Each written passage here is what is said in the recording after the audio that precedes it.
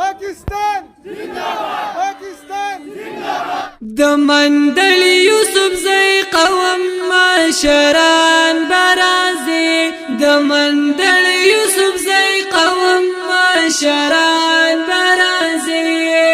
جوړوي برور ولیدات لان برازي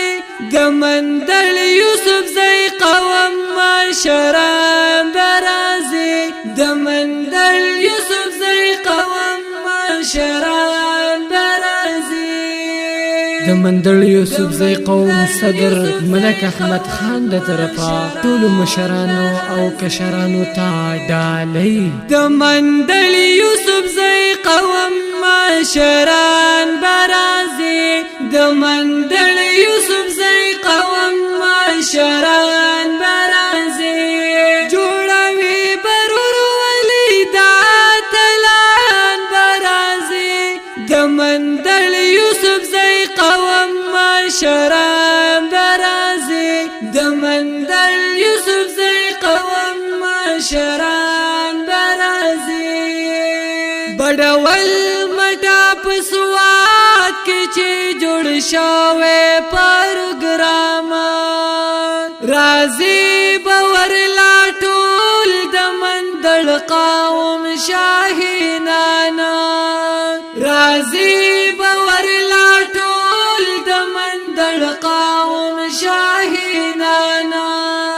نو جوړ بین انقلاب کرستر کاروان برازي د مندل یوسف زئی قوم مشران برازي د مندل یوسف زئی قوم مشران برازي جوړوي برور ولیدات لان برازي د مندل یوسف زئی قوم مشران برازي د مندل یوسف زئی قوم مشران برازي جوړ به یو زموږ دارونه چې اوس دا موږ سره ولاړ دي دا مندن خیل یوسف زئی قوم دی په دې شکردره کې آباد و خو تر اوسه پورې زموږ داسې پهچان نه و د دې وجې نه اوس مطلب چې په سوشل میډیا باندې او په دغه باندې زموږ دا ملګري راوړ شو محنت شروع کړو او دا قوم یو ښکاره شه زموږ اوس په دې مندن خیل یوسف زئی په بړوالو کې پروګرام دی او د هغې دپاره زموږ د خپل ټبر د خاندان دا کسان دا د جلوس په شکل کې اوس روان دي هلته په هغې کې به شرکت کوو انشاءالله بیا چې مشرانو هلته کې څه فیصله لایحه عمل تیار کړو په هغه عمل باندې به زموږ عمل په هغه دا به د شانګلې نه کوي د دیر نه به کوي د باجوړ نه به کوي د مردان نه راځي د بودیر نه راځي د پېښور نه راځي او د دې سوات خلک شته د کې پی کې چې څومره خلک دی علاقې د دې نه ټول راځي او د دې ټول زموږ ملمانده راځي دا مندړ قوم پټ و خو اوس ښکاره شو نو اوس ښکاره شو دا ټول راجبه کېږي هلته کې یو بل سره به تعارفي پروګرام وشي او هغه به وشي موږ به یو بل وپېژنو بیا به موږ کې به خپل لایحه عمل تیار وکړو مشران برازي د مندل یوسف زئی قوم مشران برازي د خپل قوم لپاره په هر وخت کړي خدمتونه ګران صدر احمد خان د ترقۍ کړي کوششونه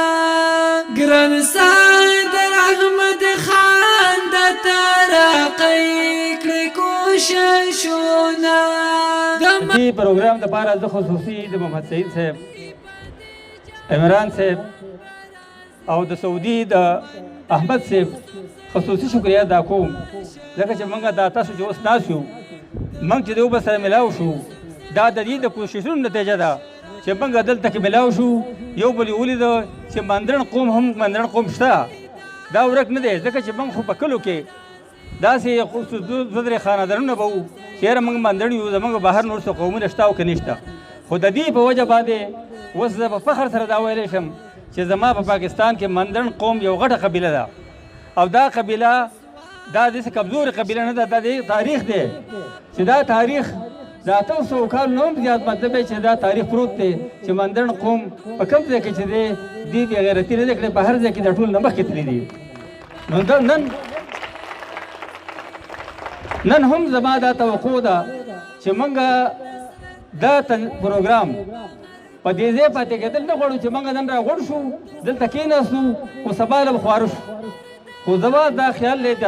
تجویز پیش کوم دی خپل ورور ته چې زمونږ مندڼ په کم کلي کې موجود دي هلته کې په هغې کې مشران جوړ شي تنظیم جوړ شي او په هر یو کلي نه نماینده واخیستی شي بیا د هغه په د کلو نه علاوه په تحصیل په سطح باندې دغه شان د ضلعې په سطح باندې نمایندګان جوړ شي او هغه نمایندګان یو بل سره رابطه ساتي چې په چا باندې زموږ په وروڼو باندې کوم ځای کې تکلیف وي چې زموږ دا مشران به درسي که په ژبه باندې ضرورت وي نو بیا به د کلو ټول خلک ملګري مندڼ روانېږي او هغو ته په خوا کې هلته ودرېږي خو دا احساس موږ ته نه چې زموږ مندڼ قوم شته او که نشته خو د دې په وجه باندې الله پاک رحم وکړو دا مندڼ قوم راپورت شو اوس دلته کې موږ دومره کسان راغلي ناست یو دا چې واپس لاړ شي خپل نسبونه ټول دا هر څه برابر کړي چې یاره دا یخ به کړي چې موږ ورک نه یو موږ موجود قوم یو عمره چې کوم دی نه هغه په غاټ ټول کمیږي په غاټ ټول باندې موږ په خام ټول باندې قوم مضبوطېږي نو موږ چې د دننه د خپل اتحاد د خپل ورورۍ د یو بل سره چې پېژندګلو زموږ وشوه او دا د دې زموږ د وروڼو په وجه باندې وشوه زه دې تفاس کوم چې دې مهرباني وکړي او ما چې کومې دا خبرې ته وکړي په دې باندې عمل وکړي او نور زه دې په منځ کې نه حل کېږم او ستاسو ټولو ډېر شکریه او ډېر مهرباني الله یو آباد او خوشحال لره او د مندڼ قوم مندڼ یوسفزۍ پاکستان زنده باد